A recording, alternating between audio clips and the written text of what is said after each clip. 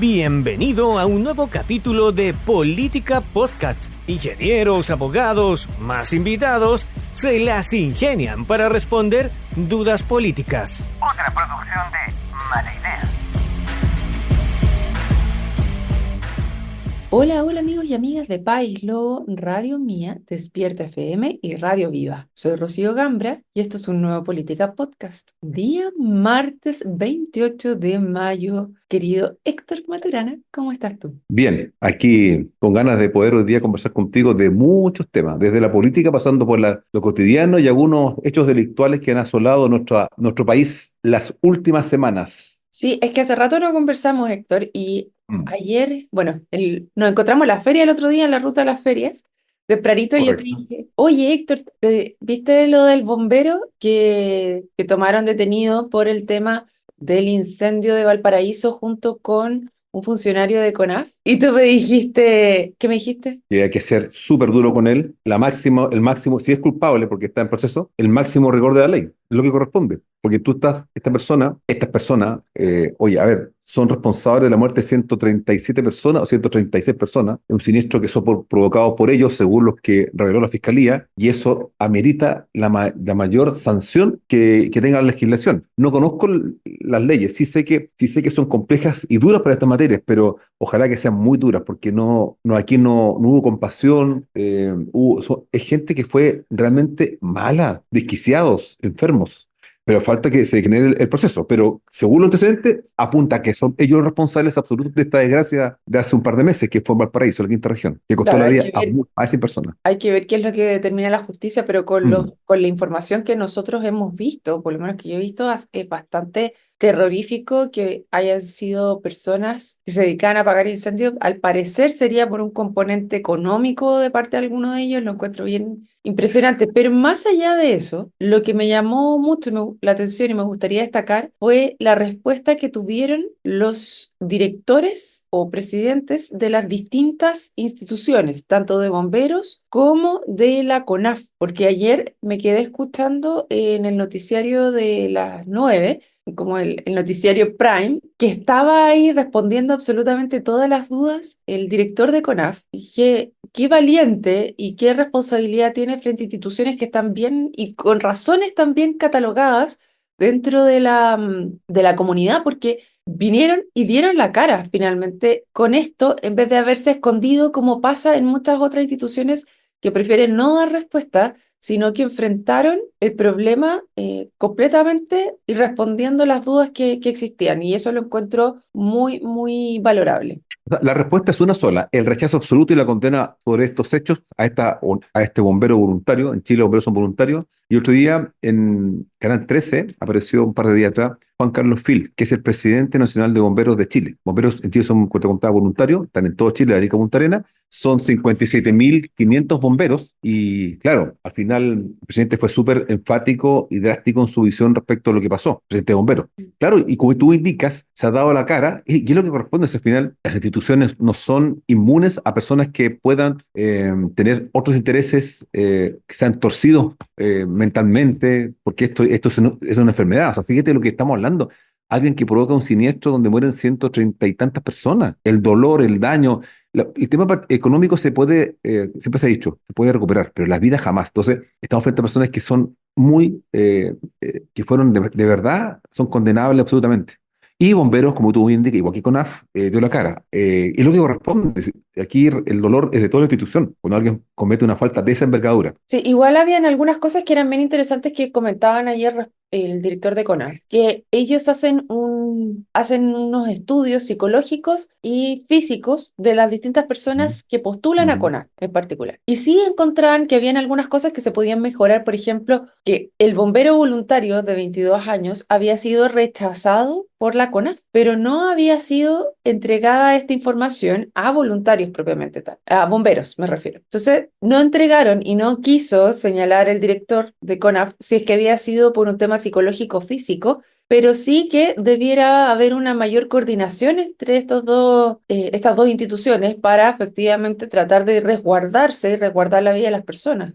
Claro, lo que pasa es que el estándar de admisión quizás yo creo que después de este hecho grave, muy grave, va a cambiar. Yo creo que obviamente, y he escuchado en varios ya comunicados, Valparaíso, Santiago, bueno, y también a nivel, digamos, de Juan Carlos, presidente nacional de bomberos, que el estándar yo creo que va a cambiar drásticamente, justamente evitando el ingreso de personas que no están aptas para el servicio desde el punto de vista psicológico, porque esto fue lo que ocurrió. Este bombero, esta persona, este ex bombero ya, cometió un ilícito justamente en lo que está llamado a proteger y a evitar. Entonces, por eso creo que a contar de ahora, a corto plazo, vamos a tener cambio muy drástico en los estándares de admisión de bomberos voluntarios en Chile. Sí, bueno, bueno, hay varios cuerpos, cada cuerpo en Chile es independiente, cada ciudad tiene su cuerpo de bomberos y es independiente del otro, ¿cierto? Están coordinados por la Junta Nacional de Bomberos y cada cuerpo dicta cómo genera la admisión, ¿cierto? Test psicológico o físico, de acuerdo. En Osorno, nosotros todavía no estamos con el tema, por ejemplo, hablo de Osorno, que es mi experiencia, no estamos con test psicológico para todas las compañías, pero probablemente ya esto indicaría que va a ser obligatorio un test psicológico y probablemente donde ya se realiza el test psicológico va a ser mucho más profundo. Entonces, claro, tenemos que, como instituciones en general, evitar aquellas personas que están no aptas para el servicio. Y eso es. Eso es. Y tú hablas de coordinación, correcto, coordinación entre instituciones, sobre los estándares de admisión, y todo para justamente evitar que se incorpore gente que no está, que puede generar daño y dolor y muerte, porque esto es lo que ocurre acá, muerte, y quede claro, muerte, para terceros, para las personas que uno viene a proteger, que son vidas y bienes. Sí, y aquí te quiero llevar a algo similar que me parece que tampoco lo hemos tocado en este programa, pero que quiero aprovechar de comentarlo contigo, que es la prisión de los 12 carabineros que fueron formalizados en el barrio Meix a raíz de cohecho y que finalmente por exigir dinero a comerciantes del barrio Meix para entregar seguridad y ligarlo un poco también con la discusión que se está dando respecto a infraestructura pública, porque estaba escuchando el otro día un podcast de Daniel Matamala, que yo sé que hay muchas personas que no le gusta, pero igual es interesante escuchar todas las visiones, el podcast se llama Lo que importa, y ahí hablaban justamente de el combate al narcotráfico y la delincuencia y cómo en México, por ejemplo, se creó una policía que era militar para combatir el crimen organizado. Y lo que termina ocurriendo es que cuando el crimen organizado se aumentan los estándares o son más peligrosas Ujú. estas bandas, lo que pasó en México, que puede que no pase lo mismo acá, pero hay que tener en consideración todas las cosas que han pasado, y es que una vez que el crimen organizado cooptó o estas mismas bandas vieron la Capturó. oportunidad, claro, lo capturó y además esta policía militar finalmente termina siendo un nuevo cartel. Entonces, a mí saltaron todas las alertas, justamente porque aquí en el barrio México se estaba pasando esto mismo. O sea, nuestros carabineros estaban siendo parte de una organización, finalmente, que estaba infundiendo temor, extorsionando a las distintas personas que vendían ahí y, por otro lado, limpiando los antecedentes de narcotraficantes, de delincuentes que tomaban en ese barrio y les pedían cierto dinero y lo cambiaban, de acuerdo a los antecedentes que tenemos hoy en día, porque esto todavía está en proceso de En formalización y curso. estudio. Pero me parece sumamente grave ese acontecimiento, nuevamente hablando de la importancia del resguardo de las instituciones y de cómo vamos a enfrentarnos frente a lo que viene al crimen organizado, al narcotráfico, etcétera. No sé qué pasa por tu O sea, cabeza. mira, varias cosas. Primero, que la corrupción, si penetra en las instituciones, es el principio de la desestabilización, es el principio de justamente lo que estamos viendo que es la irrupción fuerte de todos estos carteles o bandas o narcotráfico, narcodelincuencia. Entonces, corrupción, hablo público, público y privado también. Cuidado que también estamos hablando de una parte más delictual que uno conoce, entiende, pero también está la corrupción. Recordemos de cuando empresas privadas también empiezan a coludirse, y eso es corrupción, porque se rompe el modelo. O sea, hay gente que no está pensando en el resto, piensa en ellos como muy egoísta, en el límite de lo delictual, y está dañando al resto. Entonces, también la corrupción cuando tú tienes intereses económicos personales, ¿cierto? Torcidos, y empiezas justamente a generar esto que es que Carabineros de Chile esté algunas personas, algunos funcionarios capturados por estos delincuentes, claro, es fatal. En este caso, lo que me llama la atención es que ellos entiendo que trabajan solos, ¿cierto? Es como una mini organización que dentro del barrio Make se armó para Ah, extorsionar a estos pobres comerciantes. Entonces, claro, estamos frente al comienzo de lo que puede, y que se había comentado antes, ¿eh? Las tentaciones que ocurren. Recuerda que un par de años atrás, creo que fue el 19, 18, hubo una comuna en Santiago que un partido político también lo tenía capturada, me acuerdo. Pero, no, perdón, un tema de un narco. Era un narco estaba capturada una comuna. ¿Te acuerdas? Una alcaldía comuna, había un problema ahí en Santiago, San hace 3, Ramón, 4 años atrás. San ¿Cuál fue Ramón, ese? San San Ramón, Ramón. exactamente. Sí, eso fue en San Ramón, exactamente, no había una captura de los narcos. Entonces, claro, eso es el principio de la decadencia del país o de la sociedad, Sí, dentro el de eso, bueno, quiebre. ya que mencionaste San Ramón, salto a la Pintana, porque no sé si cachaste que la semana pasada, un par de semanas atrás, hubo una gran polémica porque había un terreno que estaba abandonado Sí, o sea, que era de la municipalidad abandonado hace 50 años, y aquí van a ver la conexión al tiro. Lo que pasa es que se rechazó que Duoc sí, pudiera hacer uso y construir en esos terrenos que no habían sido utilizados para nada, pero que cuando fueron donados con fines educacionales, efectivamente. Esto era lo que me acuerdo de la comentó polémica. la Sí. alcaldesa de La Estaba Pintana. molesta la alcaldesa, Estaba indignada con súper los molesta. ¿Y concejales. por qué lo asocio a estas dos cosas? Porque decía que concejales que votaron en contra estaban asociadas, y era la acusación que hacía la alcaldesa, eran muy cercanos al exalcalde de San Ramón. Por eso la asociación. Entonces Ah, ella ok, ok, decía, ahí está. ella peleó mucho, la alcaldesa de La Pintana, para poder erradicar lo que estaba pasando en San Ramón y tratar de alejar este tema de la droga frente a la institución, a la alcaldía propiamente tal.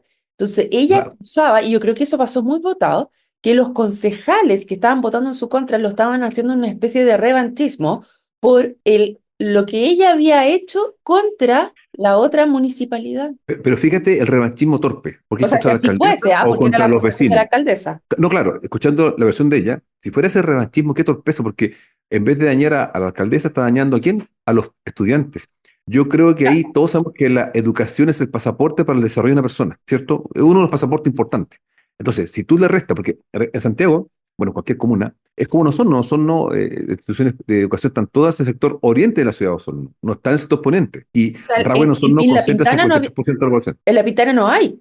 Por eso, entonces, fíjate que se el DOC, ¿cierto? Que es un proyecto profesional, ¿cierto? Esa es la palabra correcta, profesional será, ¿cierto? Que se vaya a esa comuna es importante porque los estudiantes viajarían menos, también no estoy perdiendo una micro o de la educación colectiva, está más cerca de su casa, en fin, o sea, acerca la educación a estos barrios, al sector sur de Santiago, es que es muy importante y esto hace, lamentablemente, que se confunda, asumiendo la posición de la alcaldesa, el revanchismo, que en vez de dañar a la alcaldesa, está dañando ¿a quién? A las futuras generaciones del sector sur de Santiago, porque era una tremenda oportunidad, porque si llega educación, llegan pueblos de alimentos, el tema financiero, es importante que toda la placa de servicios se desarrolle en estas comunas, que se haya perdido. Recordemos que estallido social hubo un retroceso de infraestructura privada que llegó al sector sur de Santiago. Entonces, esto ayudaría evidentemente a poder reactivar estos proyectos privados que llegaban a Santiago Sur. Hay un ejemplo, ese es un ejemplo justamente no sé si de corrupción, yo creo que de una miopía del revanchismo, de política chica, política egoísta y política que quiere dañar solamente, ¿y daña a quién? A los vecinos de las comunas aledañas a la comuna en cuestión donde se instala el DUOC. Sí, Triste. oye, me metí a ver Oye, qué, efectivamente qué- qué qué es el depresivo, DUOC. qué depresivo, ¿ah? ¿Qué es el DUOC? El DUOC es el Departamento Universitario Obrero y Campesino. Eso es lo que era el DUOC. Y qué bien que hubiera partido, porque lo que decía la alcaldesa es que habían ofrecido distintas instituciones y la única que estaba dispuesta a ir para allá era efectivamente el DUOC. Entonces, qué pena que esto haya quedado en nada y que se haya mal utilizado. Pero bueno, volvamos un No, poco. y perdón, y si hay antecedentes que no manejamos, si yo me opongo a algo, es porque no es un capricho, algo concreto, ¿sabes qué? Por esto, pero que quede claro, Claro, acá porque decían que ponerse hoy era por día la educación, un tema de cómo, ¿por qué no lo compraba el Duoc? ¿Por qué no vendían y licitaban toda la institución? O sea, eso es no licitaban el terreno. terreno. Pero, a ver, perdón, ¿qué queremos? ¿Queremos las lucas en la caja de la municipalidad o queremos educación para nuestros vecinos? Es Buena que pregunta. ese es el tema, porque lo que decía la alcaldesa es que esos terrenos fueron donados con un fin específico. Si se vendiesen los terrenos, entonces no tendrían un control sobre qué es lo que se va a hacer en ese terreno en particular, porque va a quedar en propiedad de la institución que lo compre. Claro. Entonces no garantiza mantener la finalidad que tenían estos terrenos en particular. Esta Y, discusión se ¿Mm? tuvo hace 25 años atrás en Chile cuando comenzó o más el tema de las licitaciones de las carreteras, me acuerdo. Que sí, que no. Y al final, claro, hoy día, si te das cuenta, la infraestructura de nuestro país, que se suena gobierno Freio de Lagos, puede ser, no puedo confundir. Claro, era un modelo distinto, era un modelo contracorriente, un modelo que la gente nos costó a todos entender, pero hoy día nos vemos resultados que funcionó, tenemos buenas carreteras que funcionan. Entonces, claro, oye, es que el modelo como dato a 99 o 50 años, a ver, si el fin cuál es tener educación disponible, cercana, acceso a educación en comunas, porque no solo esa comuna que estás tú señalando, es todo el perímetro, o sea, lo que está cercano al perímetro de esta comuna que se benefician. Entonces, claro, Es la que solución, justamente eso, la propuesta fue justamente, egoísta. Héctor, porque una de las cosas que decía la alcaldesa, y le encuentro toda la razón, es que La Pintana era una comuna que solamente hacían viviendas sociales, que lo Sí, principalmente eran viviendas sociales. Y una de las cosas que tiene que pasar es que tú tienes que entregarle más cosas que solamente poner viviendas sociales. Tienes que entregar fuentes de trabajo, educación, porque va todo en cómo lo movilizas, sino cuánto se tienen que mover esas personas dos para horas. obtener, claro, las fuentes de estudio, etcétera, o sea, todos los servicios.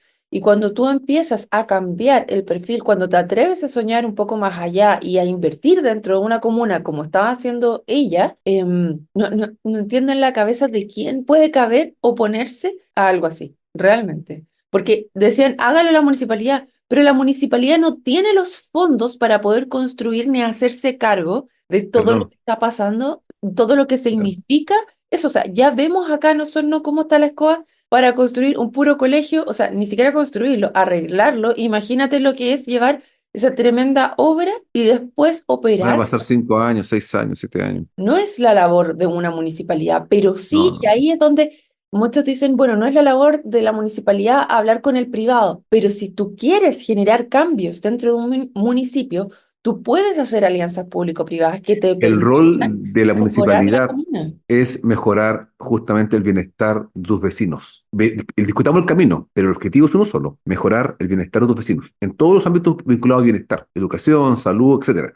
Y si hay que recurrir a esta herramienta por 50 o 60 años, ocúpenla. Bueno, mi visión, no tengo el antecedente que arguyó los concejales que se opusieron a esto, pero creo que es un buen tema de discusión. O sea, ¿cuál es el objetivo municipal? El objetivo Claro, municipal porque es si no tenían, mejorar o el sea, bienestar. decían, ¿cuánto vale este terreno? Lo podemos vender para Ujú. otras cosas, y ahí es donde Y si está más, la pero visión más de lo que encima, estás haciendo. es patrimonio, queda en patrimonio de la MUNI ya 50 años, 50 años. Yo tengo 56 años, volaron mis 56 años de vida. 50 años no es nada, que sean 40 años, da lo Y mismo. el edificio queda después porque se supone que toda edificación que está en un terreno que es de otra persona queda después para Sí, esa otra persona. sí, sí. Entonces, es una inversión que se está haciendo en la comuna y qué rabia esta ideología de que todo lo tiene que hacer el Estado o el privado y no puede haber esta alianza público-privada. Alianza virtuosa. Sí, a mí me da rabia. Bueno, nos fuimos un poquito para otro lado, pero... Estamos muy dispersos por Rocío Cambre, hemos hablado de todo, pasamos de bomberos con NAS, pasamos a Pero ¿qué es lo Duoc. que nos une a todo eso? ¿Cómo nos hacemos cargo de velar porque las instituciones efectivamente vayan resguardando el rol que cumplen esas instituciones finalmente? Como tú bien decías, en el caso de la municipalidad, hacer que todos los vecinos de esa comuna efectivamente tengan un mejor vivir. Sí, Entonces, claro. y en el caso de bomberos y en el caso de la CONAF, justamente cada una tiene que cumplir sus instituciones y cómo valientemente dieron la cara los que estaban a cargo de esas instituciones y acá también lo está tratando de hacer una alcaldesa a pesar de todo. Entonces, es muy importante cómo las distintas autoridades van enfrentando los distintos desafíos que se están llevando, Sí. sobre todo cuando tenemos el problema de el crimen organizado. Tengo una, antes que se acabe, porque queda poco. No, Vi en no. la prensa que hubo un tema de Evópoli, y yo sé que tú Ahora eres sí que un estamos dispersos. personero de Evópoli, ¿no? Que quiero cambiar un poco al tema político. ¿Qué Sí. pasó con Evópoli? Hay harto ruido interno, cuente, por mal día, y nadie va a saber acá. Esto es Ya, desde aquí confidencial. no sale.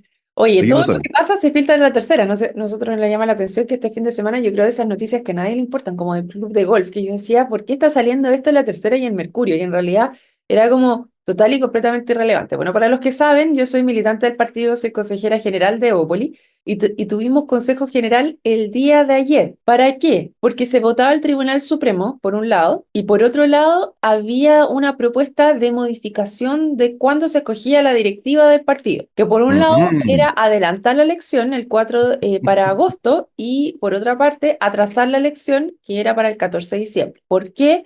porque las elecciones de la directiva caían justo en las elecciones municipales, de concejales, de gobernadores y de consejeros regionales. Entonces, como no podías tener las dos elecciones al mismo tiempo, o la atrasabas o la adelantabas. Y eso era. Mira, Y como digo, me ¿sabes? llamó tanto la atención que salió en la tercera, en el Mercurio, y era como, Claro, lo que pasa es que lo que están arguyendo algunos, leí la prensa, es claro que como si el 4 de agosto quieren evitar que, como se ve medio oscuro el panorama de octubre, las municipales, quieren evitar que haya una catástrofe, digamos, para la directiva de Evópolis, cosas hacen antes del 4 de agosto, otros que la hagan después, bueno, ahí hay distintas visiones. ¿Y qué crees tú? ¿Cuándo debería ser? ¿El 4? O sea, ¿en agosto o en diciembre? Bueno, yo voté Si puede responder. para que fuera en diciembre y me sumé ahí el 93% con que efectivamente las elecciones van a ser en diciembre de la directiva, porque no tenía ningún sentido, porque había que desfasarlo, o sea, era solamente la directiva nacional y las directivas regionales iban a seguir en el otro, tenía dos elecciones, Y esa era tesis, una locura. porque, ok, pero ¿quién lidera la tesis de diciembre y la de agosto? ¿Quién eran los cabecillas ahí? Es que sabes que no había esa discusión, era muy raro ¿No? porque salió todo esto y dentro de los canales del partido era como, por qué tendríamos que adelantarla? O sea, como que nadie entendía mucho por qué Ok. adelantarla eventualmente. ¿Cachai? Y después cuando Gloria Hutt efectivamente nos habla a todos en el La Consejo Regional, presidenta. la presidenta Gloria Hutt del partido dice, bueno, lo que pasa es que hay dos opciones. Una es que se cierre el plazo, que serían el 14 de octubre, pero el proceso electoral, tanto de esta más la próxima, recordemos que en octubre del próximo año hay elecciones nuevamente, se puede hacer todo de una sola tirada, o sea, que una sola directiva se encargue de ambas negociaciones. Y cerramos el proceso ahora y esa negociación seguiría constantemente, seguiría el proceso. En cambio ahora, al hacerla en diciembre, esta elección la haría una directiva y la otra puede que sea la misma que cambie, porque no se sabe bien quiénes van a ser las listas que se van a postular después. Entonces, Ul- Última pregunta sobre tu partido, ¿qué o el pasó? partido, o partido de derecha. ¿Qué pasa con el famoso sistema político? ¿Viene o no viene? ¿Está en la agenda prioritaria o no está en la agenda? Mira, yo no he escuchado mucho en la interna, pero sí desde Hernán Larraín y Briones, que están desde horizontal empujando muy fuerte el tema del cambio político, del cambio del sistema electoral, Ya, pero perfecto. se escucha poco al respecto en realidad, Héctor, ¿ah? Sí, porque No. hay unos mínimos que podría afectar a varios partidos, entre ellos Evópolis, que justamente, como bien tú señalas, ese es uno de los precursores que se está inmolando por el nuevo cambio. Qué interesante esa tesis. Sí, pues dentro del Consejo Constitucional, del último, Consejo se llama, una era la Convención, el otro era el Consejo, Sí, si no me equivoco. Ya, pero el último se habló mucho de eso y de subir el estándar a un 5%. Y uno de los que más le enarbolaban esa bandera siempre fue Evópoli y Gloria Hood, aunque nosotros no sobreviviríamos dentro de eso, porque llegamos con un 4,93% en la última la política se elección. transforma, es como la materia, ¿cómo? Se transforma. La energía no Oye, se crea ni se destruye, solo se transforma. exacto, ahí te veré de otro partido más rato, quizás. PPD te veré, o PBS, o sea, ¿dónde te veré? ¿Dónde te No veré? sé, yo creo que hay que morir con las botas Amarillo. puestas. Yo en algún minuto lo dije, sigo en Evópolis porque hasta el momento es el que más me representa, con sus luces y sus sombras y sus todo enredados ahí que existe, es lo que en sus principios me hace más sentido, pero hay que ir viendo cómo se avanza, qué Entonces, es lo que pasa, y también los partidos políticos para mí son hijos de sus tiempos, o sea, van respondiendo a problemáticas que existen en determinado momento. Cuando entré a Evópolis, entré porque el lema del partido eran los niños primero de la fila, era que había que dar mayor importancia a la educación inicial y poder afirmar la educación de tanto de la primera infancia como a nivel de básica y media, y no darle tanto énfasis a a la educación universitaria. Y bueno, sigo manteniendo eso, sigo manteniendo que la primera prioridad está en los niños porque después las brechas se siguen abriendo y las conversaciones encuentro que todavía están al revés, o sea, todavía estamos hablando del CAE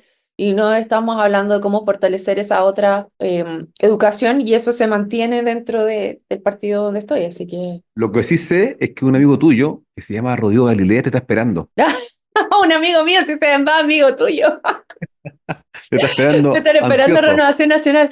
Te están Es que ese esperando, es el Rodrigo. tema, o sea, yo no sé, eso va dado, como te digo, son hijos de los tiempos, y si en el tiempo que es actual, la UDI, RN y Evópoli, o RN y Evópoli responden a una misma representación, a una misma propuesta, no sé si es obligatorio que sigan tantos separados, si no hay tanto espacio. No es Además necesario que, tantos perdóname, partidos políticos, hay lo que que está llegar al detrás, punto. ¿Ah? sí, exacto, lo que está detrás de todo, en el fondo, lo que entendemos todos, y hemos aprendido de todo este largo vía crucis, perdona, político, es que sí, tiene que haber menos partidos y más Tiene que diálogo. haber Yo menos creo que esa es la partidos. conclusión Sí. final. Entonces, si al final, oye, en origen eran re pocos partidos, hace 30 años eran 6 7 8 partidos, y hoy día estamos con 25 22 ya no, cantidad ilimitada. Entonces, claro, tenemos que pasar de ese modelo a que ya funcionó, que debe tener menos partidos, más acuerdo, más diálogo. Yo soy amigo de los diálogos y de los grandes acuerdos, me encanta, se Yo, avanza más. yo también, y por eso es tan entretenido conversar contigo y te quiero dar las gracias porque tenemos que terminar ya y ir cerrando. Antes quiero invitarte, Héctor, el día viernes al Curanto de la Socorra. Ya, pues. Oye, hazme la invitación, gracias por invitarme. Qué bueno que tú me invites, me mandas invitaciones gratis. No, no, gratis no. Ahí hay ¿No es que gratis? Ah, poder no, pues apoyar a las socorras en sus distintas labores sociales que están haciendo este viernes 31. El primero pueden comprar mira, el curanto y llevárselo a la casa, y el día 2 quedan muy poquitas mesas. Quedan ¿sabes lo que solo pasa? el viernes en la noche. Cuando dijiste eso, María Isabel, que está al lado mío, ¿Ya? Isabel Sánchez me está viendo la entrada, como dijo, oye, está dando entrada, me dijo María Isabel. Estaba acá No, al tiene, lado. tiene una adhesión porque lo que buscamos nosotros es juntar fondos para hacer las distintas labores Ah. sociales. Así que ese es mi otro alter ego que está ahí apoyando, así que te dejo ¿Y es para totalmente. llevar? ¿Es para llevar o para ir a cenar? Puedes, el día viernes vamos a tener una cena de curanto en el stand, y el día sábado pueden llevar a la casita y comérselos ahí todas las cosas. Pero es todo bajo inscripción. Tienen que hacerlo por número de teléfono, así que si alguien está interesado me puede escribir por mi Instagram, ahí va a estar toda la información también. Ok. Ya, querido Héctor Maturana, y a todos los que se sumaron el día de hoy, los dejamos invitadísimos para un nuevo Política Podcast. Nos vemos. Chao, chao. Un abrazo. Chao.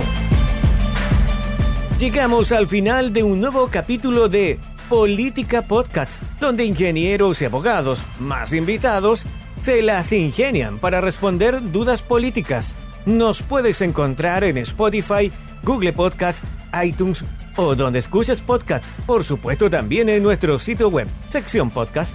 Feliz si compartes nuestro contenido Y nos recomiendas. de antemano. Muchas gracias y nos reencontramos en un nuevo capítulo de Política Podcast. Otra producción de Mala Idea.